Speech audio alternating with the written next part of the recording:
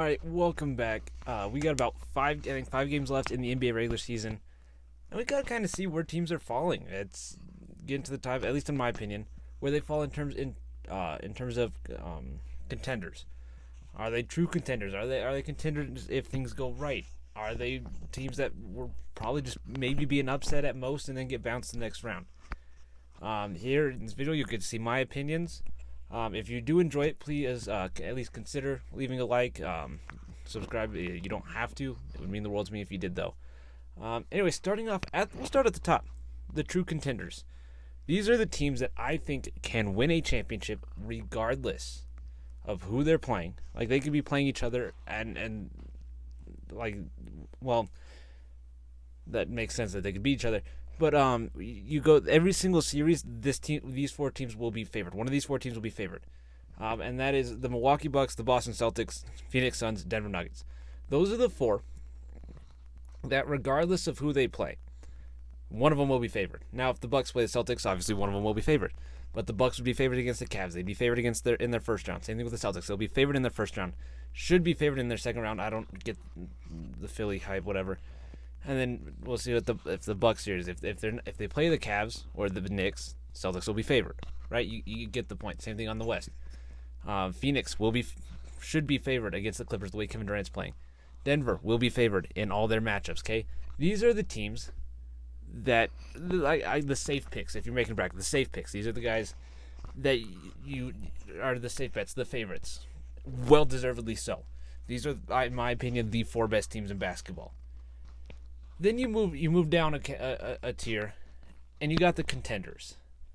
These are the teams, as we just learned from March Madness, that if things go weird, if everything just works perfectly, these are the next group of teams that could win it. So let's say Milwaukee loses in the second round. More than likely, if they do lose, it would be to Cleveland and their wall. And Boston loses. Okay, then you look at it and it's like, what team from the East?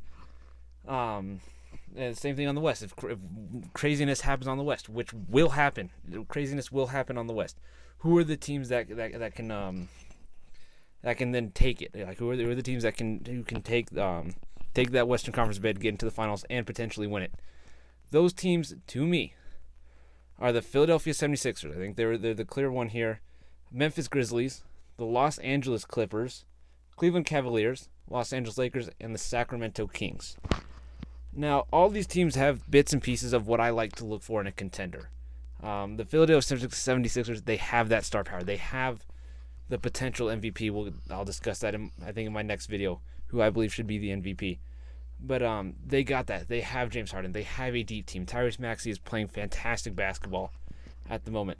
The 76ers have what it takes to go. They do have what it takes to beat Boston. As much as I hate to say it, as much as I don't think they will, they can beat Boston. They can maybe beat Milwaukee or Cleveland or New York and get to that finals. They can win a championship if craziness happens. With the Grizzlies, if Jaw's back, if this team's clicking like they were, they're dangerous. They can upset the Suns. They can upset the Nuggets. Same thing with the Clippers. Russell Westbrook's playing out of his mind. If Paul George comes back healthy, Clippers team dangerous to upset the Suns in the first round, and then even beat Denver in the second, if those are the matchups that do happen. The Cavs, I mentioned, they got those twin towers, they got that wall, they got that star in Donovan Mitchell. It does feel like they're a piece or so away, but they're a team that could win the championship based on defense alone. They could be the San Diego State of the NBA. Again, loose comparisons, not exact. Then the Lakers, you have two, at least when they were traded, two of the top five players in the NBA. When Anthony Davis has played his last couple games, I believe Kenny, King of the fourth quarter, says I think his last 16 games, he's averaged 30 points a game, and they've had the best defense in the league.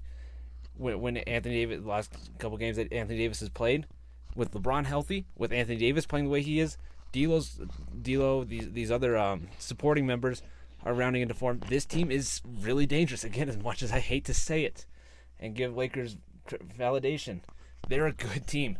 And Sacramento might be the best team.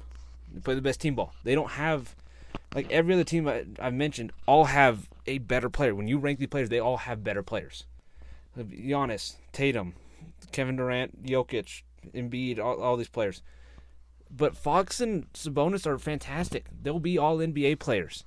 And this team, they have an identity. They flow very well. I could see the Sacramento Kings making a championship push.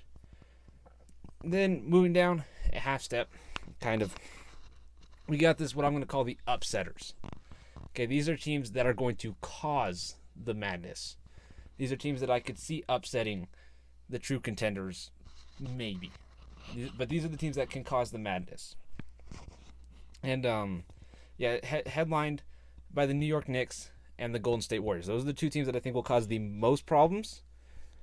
But the other four I have in here, the Miami Heat, New Orleans Pelicans, Dallas Mavericks, and Minnesota Timberwolves. Those six, I believe, six teams will cause chaos. One of those teams is going to upset one of the top four teams, I believe.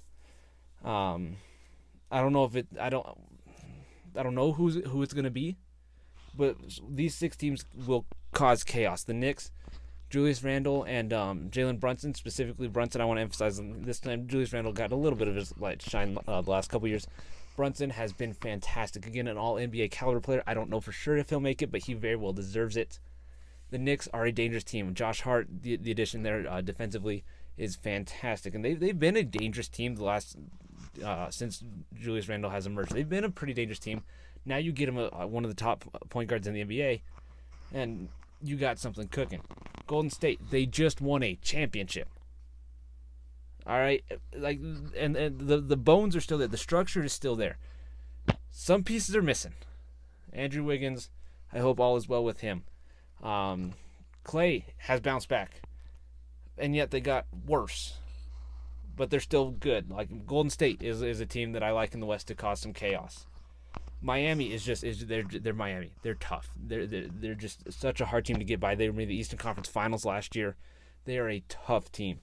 The Pelicans, they might be getting Zion back if they make far enough. They can get Zion back, and if you get Zion on and they I was like, I don't know the exact timetable, the exact date for his return, but if you get him in that first round matchup, potentially against the Grizzlies, I'm not 100% sold on the Grizzlies in that potential matchup. The Mavericks, Luka and Kyrie, it's so hard to bet against them. Their defense is so bad. It is so bad. But you can't. It's so hard to bet against Luka and Kyrie, at least to cause some problems.